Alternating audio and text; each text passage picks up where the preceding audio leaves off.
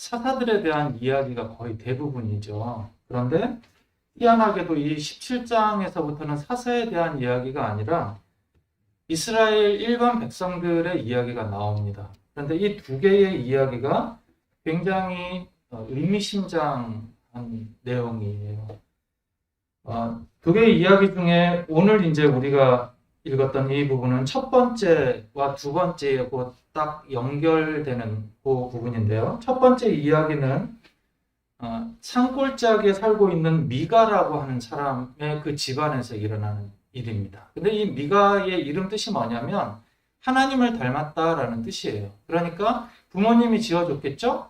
그러니까 부모님이 이 아이가 참 하나님을 닮아서 잘 살기를 바라는 그런 마음일 테고, 그러니까 겉으로 볼 때는 얼마나 경건하고 거룩하고 멋있습니까? 어느 날 이 미가의 어머니가 은 1,100냥을 잃어버립니다. 은돈 1,100냥을 잃어버려요. 어마어마한 돈인 것 같죠?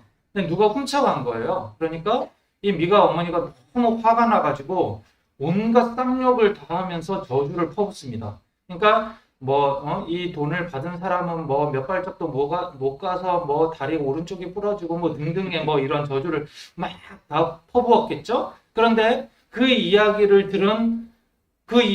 도둑놈이 듣고 있었어요. 도둑이 누구냐? 미가였어요. 자기 아들인 거죠.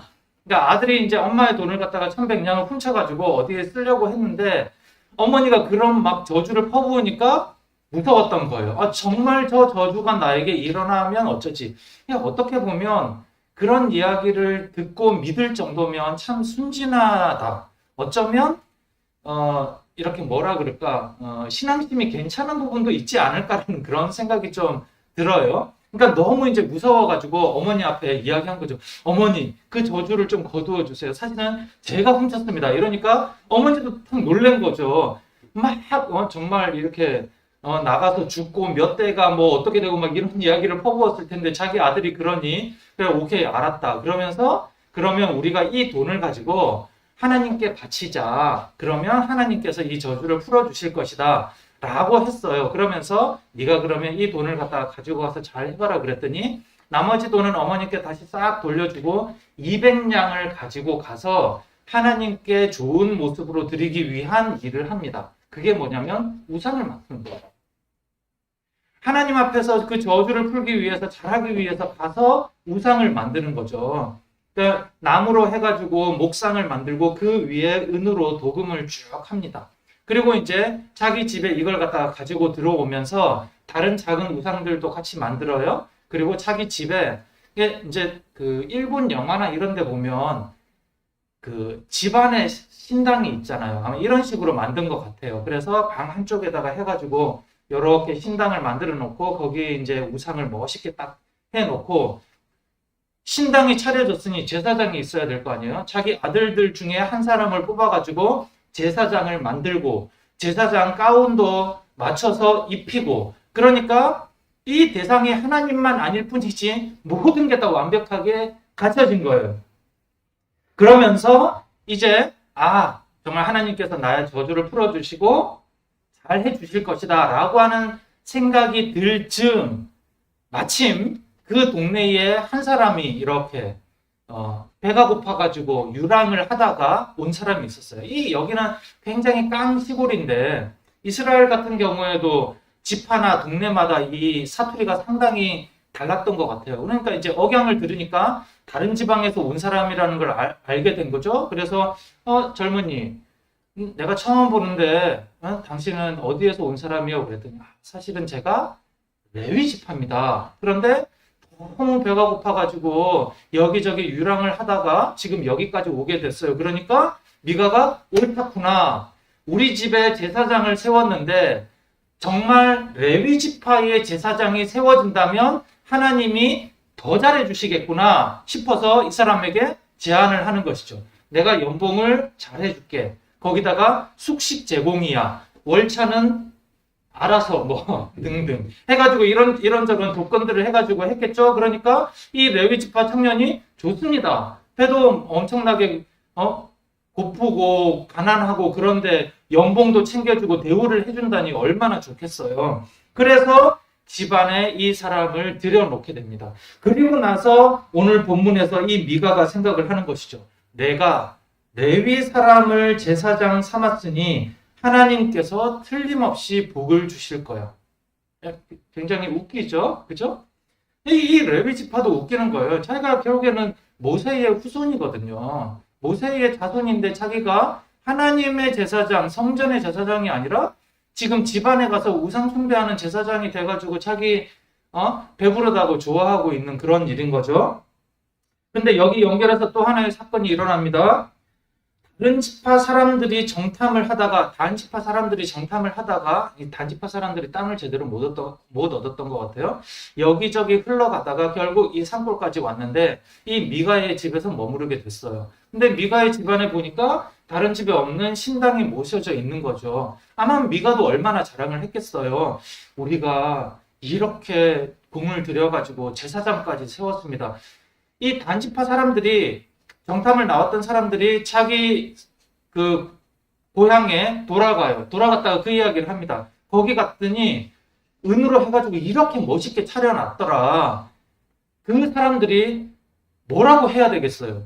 아니 어떻게 이렇게 나와야 되는데 정말 그런 멋진 일이 사람들 600명을 모아가지고 쳐들어와요. 그리고 이걸 갖다가 다 뺏어가면서 레위 지파 청년에게 이야기합니다. 너 이 집안 제사장 할래? 우리 지파 제사장 할래? 그랬더니 이 사람이 집안보다는 지파가 멋있잖아요. 계속 우상을 섬기면서 자기 연봉도 받고 오케이 나 지파 제사장 할래. 그래서 따라가는 게 첫 번째 사건입니다. 그러니 이 한 사람 개인뿐만 아니라 온 지파 자체가 얼마나 하나님에 대한 상식이 없는지 이런 사건을 보면서 알 수가 있죠. 두 번째 이야기는 여기서도 한 레위인이 등장을 합니다. 근데 이 레위인에게는 우리 이음이가 듣고 있으니까 조금 순화시켜서 이야기를 할게요. 이 레위인에게는 다른 여자친구가 있었어요. 그런데 이 다른 여자친구가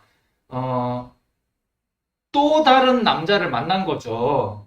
그러니까 또 다른 남자를 만났는데 들켰어요. 그래서 이 여성이 자기 아버지 집으로 도망을 가버렸어요. 그래서 이 레위인이 그 여자를 너무 열받기도 하고 그렇지만 그 여자를 찾아가가지고 설득을 합니다. 그리고 그 아버지를 설득을 해가지고 내가 잘 데리고 가서 잘 보살피고 구슬르겠습니다. 해가지고 그 집에서 여러 날 머물면서 잘 구슬려가지고 데리고 가요. 데리고 가다가 한 마을에 우연히 이제 저녁이 어둑어둑해져가지고 뭐 주막 같은 이런 비슷한 곳에 숙소에 이제 머무르게 됐는데 거기가 베냐민 지파 마을이었어요. 이 여성이랑 같이 이제 숙소에 들어갔는데 베냐민 지파의 깡패들이 나타난 거죠. 그리고 그 여성을 내놔라. 그리고 집단 성폭행을 합니다. 이 레위인은 자기 여성이 그렇게 당했으면 어떻게 돼요? 싸우든지 뭔가의 노력을 해야 되는데 그냥 여성을 내어주고 자기는 잠들어. 다음날 아침에 일어나서 보니까 이 여성이 정말 처참한 몰골로 해가지고 기둥을 붙잡고 이렇게 있는데 야 일어나 가자. 죽은 거예요 이미. 이 남자가 레위인이 아무 말도 하지 않습니다. 그리고 이 여성의 시신을 가지고 가서 각 지파로 보냅니다. 어떻게 했는지는 상상 추측이 되시죠? 각 지파로 보내요. 그러면서 자기가 당했던 일을 이야기를 합니다. 근데 사실은 자기가 그 상황 가운데서 잘못했던 일에 대해서는 전혀 이야기를 하지 않고 자기가 당한 자기에게 유리한 쪽으로만 이야기를 하는 거죠. 각 지파에게 보냈더니 각 지파 사람들이 난리가 나는 것이죠. 우리에게 어떻게 이런 처참한 일이 일어날 수 있느냐. 그래서 베냐민 지파와 레위 지파를 제외하고 나머지 모든 지파들에서 사람들이 차출돼서 나옵니다. 그리고 이 베냐민 지파를 상대로 서로 싸우기 시작을 하죠. 그리고 하루 만에 물론 그 과정이 조금 있긴 합니다만 하루 만에 베냐민 지파 남자들 2만 5천 명을 싹 죽여버려요. 그러니까 한 집안에 이 2만 5천 명이 얼마나 건장한 사람들이 없겠어요. 그죠? 하루아침에 다 죽어버리고 거기다가 이 이스라엘 지파들에서 서로 약속을 합니다. 베냐민 지파에게는 절대 우리의 여자를 주지 않는다. 그러니까 베냐민 지파는 하루아침에 없어져 버릴 수도 있는 상황이 된 것이죠. 이 두 개의 이야기가 이스라엘 민족의 수준을 보여주고 있는 것입니다. 하나님께서 이스라엘 민족들이 결코 나오기 싫다. 우리는 노예가 되어서도 좋으니 여기서 죽겠다. 광야에서도 차라리 우리는 노예 생활을 하더라도 이집트로 돌아가서 죽겠다라고 하는 것을 부슬리고 뭐라고 하고 꾸중하고 그래서 가나안으로 데려다 놨어요. 그리고 여기에서 젖과 꿀이 흐르는 이 땅에서 너희는 세상의 모든 열방 나라 중에 제사장 나라가 될 것이고 오늘 우리가 찬양을 불렀던 것처럼 축복의 통로가 될 것이다 라고 하나님께서 그들을 그 땅에 데려다 놨어요. 그리고 일정 정도 그들이 풍요로워졌습니다.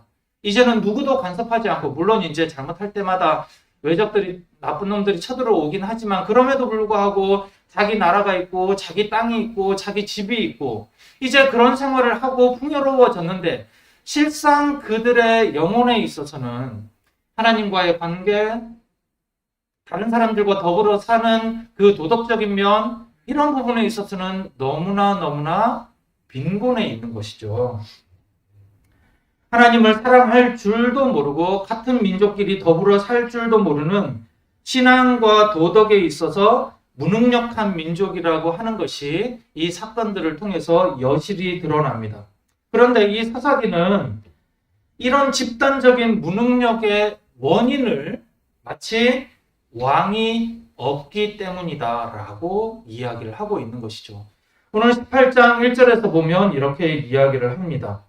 그때에 이스라엘에 왕이 없었고, 근데 이 부분이 17장부터 계속 나와요. 17장 6절 우리가 읽었던 그 부분 조금 앞쪽에 가면 그때는 이스라엘에 왕이 없었으므로 사람들은 저마다 자기의 뜻에 맞는 대로 하였다. 18장 1절에서도 이야기를 하고 있고 사사기의 맨 마지막에서도 결국 이 이야기를 하고 있어요. 자, 그러면 그 성경을 보실 때 이렇게 맨 마지막에 조금 의미심장한 게 나오면 맨 마지막에 그런 어떤 내용이 나오면 맨 처음하고도 연결을 해서 보면 자주 연결이 되는 부분들이 있어요. 사사기의 맨 시작이 뭐로 시작이 되냐면 여호수아가 죽은 뒤에 라고 시작이 돼요. 그리고 맨 마지막에 그때는 이스라엘의 왕이 없었으므로 뭔가 연결이 되죠. 탁월한 지도자 여호수아가 죽은 이후에 거기에 탁월한 지도자가 없었기 때문에 그 나라가 서서히 망해가고 있었다라는 느낌으로 우리가 받아들일 수 있는 것이죠. 마치 그들의 잘못이 왕이 없었기 때문이라는 그런 식으로 우리에게 들릴 수도 있습니다. 물론 탁월한 지도자였던 모세 그리고 여호수아가 없었기 때문에 그들이 있을 때보다 하나님의 뜻을 알고 분별하고 따르는데 훨씬 어려움이 있었겠죠. 분명하게. 그러나 그것이 사실은 팩트가 아니라 정말 팩트는 무엇인가 하면 그들에게 왕이 없었던 것이 아니라 그들에게 처음부터 왕으로 있었던 하나님을 왕으로 인정하지 않았던 것이죠. 나중에 이후에도 계속 그들이 왕을 요구를 합니다. 왜 요구를 하나요? 표면적으로는 외국에는 왕이 있으니까 그들이 왕이 군대를 두고 훨씬 더 부강하더라. 그러니 우리도 그 나라처럼 부강하기 위해서는 왕이 있어야 된다라는 것을 이야기를 하는 것이지만 그 이면에 근원적으로는 뭐가 있냐면 하나님이 다스리는 그것에 대해서 우리는 별로 메리트가 없다. 매력이 없고 따르고 싶지 않다라고 하는 그 본성이 그 가운데 작용을 하고 있는 것이죠. 사사시대가 지나가고 왕정시대가 되었을 때 그들의 모습이 썩 나아지지 않았다는 것이 그 반증을 해주는 것입니다. 특별히 북이스라엘 같은 경우에는 그 전체의 열왕들 중에 단 한 사람도 하나님을 따라가지 않아요.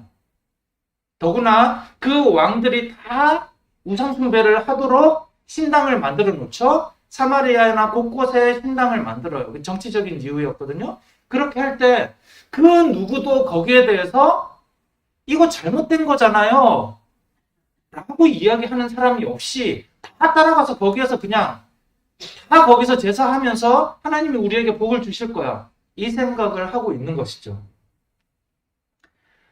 이 본문을 보고 있으면 아무리 생각해도 공동체의 수준이라고 하는 것은 지도자 소수 몇 명에게서 드러나는 것이 아니라 기층 민중의 의식 수준에서 더 명확히 드러난다는 것을 볼 수 있습니다. 물론 그것이 구별돼서 가지는 않아요. 섞여 있겠죠. 그리고 사사기는 명확하게 지도자가 우둔하고 지도자에게 문제가 있기 때문에 민중에게도 문제가 있음을, 그것이 함께 가는 것임을 보여주고 있고, 열왕 시대에 있어서도 왕정 시대에도 동일하게 그 문제가 드러나는 것을 볼 수가 있어요. 그러나 중요한 것은 이 사사기에서도 그렇고 왕정 시대에도 그렇고 계속 신앙적인 강요는, 요청은 계속 있어요. 예배 잘 드려라, 제사 잘 드려라, 그거는 계속 있어요. 하지만 중요한 것은 각자 모든 사람들이 각자의 자리에서 하나님을 더 잘 아는 것은 만들어지지 않는 것이죠. 하나님의 뜻을 더 알기 위해서 어떻게 하는지, 하나님을 더 사랑하기 위해서, 하나님의 뜻을 실천하기 위해서 어떻게 하는지, 그리고 거기에서 어떻게 하는지가 공동체의 신앙적인 역량이 드러나는 것이죠. 지도자의 역량이 탁월함에도 불구하고 대중의 수준이 결국 문제를 일으키는 그 단적인 예는 사실은 예수님 시대에 잘 드러납니다. 예수님께서 그들에게 아무리 하나님 나라를 제대로 가르치고 있다고 하더라도 결국 그들이 원했던 것은 정치적인 메시아였죠. 그들의 입이 배부르고 그들의 배가 배부르고 그들이 정치적으로 독립하는 그 요구와 목적이 있었을 때 거기에 지도자가 부응하지 않으면 결국 십자가에 매달아 버리는 것이 일반적인 모습이었던 것이죠. 그리고 그 개인적인 신앙의 역량이 그렇다면 언제 올라가게 되느냐? 결국 각자 임마누엘 하나님과 동행할 때, 성령 하나님이 오셨을 때 그때서야 비로소 가능하게 된 것이죠. 수백 년, 수천 년 역사 속에서 역사적으로 계속 검증이 되는 것은 무엇이냐? 단순히 한 사람에 의해서는 반짝 잘 될 수 있으나 결국에는 총체적으로 가면 죽음을 향해서 내리막길을 걷는 것이다. 그러나 그것이 결국에는 언제 이루어지느냐? 하나님과 동행할 때, 하나님을 따라갈 때, 이때라는 것이 역사 속에서 증명이 되는 것이죠. 사사시대의 이스라엘을 보면서 그런 생각이 들기도 합니다. 어떻게 저렇게 무능력한가? 어떻게 저렇게 멍청하고 반복적으로 잘못을 할까? 참 한심하다는 생각이 들 수도 있어요. 그런데 사사들이 이스라엘을 통치한 기간은 최소 200년이 넘습니다. 전체의 13명의 사사들이 다스렸던 그 기간이 200년이 넘는데 사실은 통치했던 기간만 그렇고 그 외에 이렇게 숫자가 드러나지 않는 사사나 또 혹은 그 사사가 없던 잠깐의 시대 이런 걸 다 합치게 되면 기간이 훨씬 길어질 텐데 그 전체의 기간을 놓고 본다면 그럴 수도 있겠다라는 그런 생각이 들어요. 오늘도 우리 두 아이들이 보이지 않습니다만 아이들을 키우면서 신앙을 물려주는 것이 얼마나 어려운지 참 절감을 합니다. 저는 이제 목사의 아들로서 지내면서 되게 강압적인 분위기 속에서 신앙생활을 해왔다고 제가 말씀을 드렸었죠. 그러다가 고등학교를 제가 들어가면서 갑자기 부모님과 떨어지게 됐고 이제 신앙생활도 멀어지게 됐어요. 저한테는 약간 핑계거리가 있었던 게 그 당시에는 토요일도 오후에 자율학습을 하고 주일에도 자율학습을 했었어요. 그러니까 아침에 주일날 9시에 학교를 가서 낮에 이제 1시까지 자율학습을 하고 집에 오고 이러다 보니 사실은 이렇게 예배를 드릴 수 있는 시간도 별로 없었는데 근데 저는 별로 갈등을 하지 않았던 것 같아요. 내가 교회를 가야 되는데 이런 생각도 별로 하지 않았던 것 같고 제 신앙이 그랬던 거죠. 그런데 참 많은 사람들이 그래서 생각을 할 때 신앙을 회복하기를 원한다. 내 옛날의 첫사랑을 회복하기를 원한다. 이런 생각들을 참 많이 합니다. 그런데 첫사랑이라고 한다면 저야말로 강렬한 첫사랑이 여러 번 있었어요. 저는 초등학교 5학년 때도 고등학생 형들이 따라가는 그 수련회 따라가가지고 그때도 하나님을 만나고 중학교 2학년 때도 만나고 고등학교 2학년 때도 만나고 대학생 때도 만나고 그렇게 따진다면 저는 첫사랑을 자주자주 회복하면서 제 신앙은 정말 좋았고 제 삶은 하나님을 순종하는 삶을 따라갔을 거예요. 그러나 그렇지 않다라는 것이죠.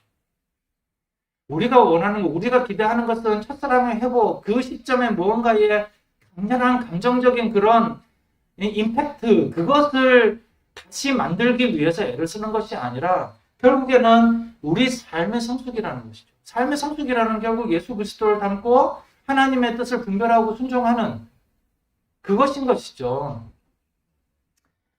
결국 우리의 방향은 명확한 것 같습니다. 우리가 건강한 작은 공동체에 속해 있다는 이것이 참 우리들에게 얼마나 큰 의미인지 요즘 다시 제가 생각을 하게 돼요. 며칠 전에 우리 대학 동문회를 했습니다. 다 이제 지금 늦은 후배는 이렇게 이래저래 떠돌다가 이제서야 이제 신대원에 다니는 친구도 있고 또 한 후배는 이제 우리나라에서 목회를 하지 않고 캐나다에서 목회를 부목사 생활을 하다가 이제 거기서도 우리나라처럼 이제 이중직이나 이런 게 훨씬 더 심하니까 거기서 이제 한의학 공부를 하는 그런 후배도 있고 또 대학 선배들 중에는 이제 신앙생활을 하지 않는 선배들도 있고 좀 다양해요. 후배들이랑 이야기를 하다가 그런 이야기를 했어요. 왜 우리의 삶은 이렇게 변질되었는가? 우리가 다 이제 90년대 초반 이럴 때에는 다 도시 빈민, 그 다음에 또 공장, 이런 데를 찾아 들어가는 것에 대한 우리의 어떤 사명감, 이런 부분들이 있었거든요. 그런데 우리 또 많은 선배들은 대형 교회의 수석 자리에서 그냥 그러고 있는 선배들도 있고, 과연 그 선배들은 변질됐을까? 무슨 생각을 하고 있는 것일까? 이런 것이 궁금하기도 하고 아무튼 그런 이야기들을 하는데 다 동일한 거예요. 우리가 회복하고 싶었던 것은 우리가 목회자가 돼서 지도자가 돼서 한국교회를 변혁을 시키거나 아니면 다시금 회복을 하는 것이 도시빈민이나 가난하고 약자를 찾아가겠다라는 그것에 대한 초점이 맞춰져 있는 것이죠. 그런데 제가 저의 지난 시간들을 돌이켜보면 분명히 물론 이 시대에도 약자들이 존재합니다. 그런데 그것은 옛날처럼 단순히 경제적인 약자가 사회적인 약자라는 시대하고는 조금 멀어요. 이 시대의 약자는 도리어 다문화 가정이 될 수도 있고 소수 성적인 어떤 소수 성애자가 될 수도 있고 옛날과는 분명히 초점이 달라지고 있으면 틀림이 없어요. 그런데 그런 부분에서 제가 지금 찾은 명확한 방향성은 그것이 무엇이 되든 교회가 함께 가야 된다는 것이죠. 목사의 지도력 아래 자 갑시다 구호를 외치고 나를 따라오십시오 이러는 것이 아니라 교회가 함께 가야 되는 그 방향성이어야 되고 그 속에서 제가 찾은 초점은 결국 이 단어 싫어하지만 모든 평신도들이 성숙해서 모든 평신도가 함께 그것을 분별하고 나아가야만 그것이어야만 된다라고 하는데 저는 결국 확실한 결론을 갖게 된 것 같습니다. 교회 열심히 다니고 예배 열심히 출석하는 것 좋습니다. 중요해요. 이것이 굉장히 상징적인 의미가 있으면 틀림이 없지만 그러나 그것에서 우리가 하나님 앞에서의 성숙이 판가름 나는 것이 아니라 우리의 성숙이 판가름 나는 것은 이 자리를 떠나서 각자의 자리에 있을 때에 우리의 성숙이 드러나는 것이죠. 이것은 마치 머리가 건강하다고 해서 건강한 것이 아니라 손끝, 발끝의 모든 혈액순환이 잘 되는 것처럼 모든 성도가 다 동일한 마음을 가지고 동일한 뜻으로 동일한 열정으로 세상 속에서 하나님의 뜻에 분별하고 따라갈 그때의 건강성이 만들어지는 것이죠. 이것을 위해서는 결국 우리 모두가 마음을 모아 한 방향으로 가야 되고 우리 모두가 머리를 모아야 합니다. 우리 사랑하는 교회 공동체 우리 모두에게 특히 넘어서 공동체가 건강한 작은 교회 또 평신도 성도 운동을 하는 그런 상황에서 굉장히 중요한 의미가 있다라고 생각을 하고 우리 공동체 속에서 우리 모두가 성숙을 만들어 갈 수 있기를 예수 그리스도의 이름으로 축원합니다.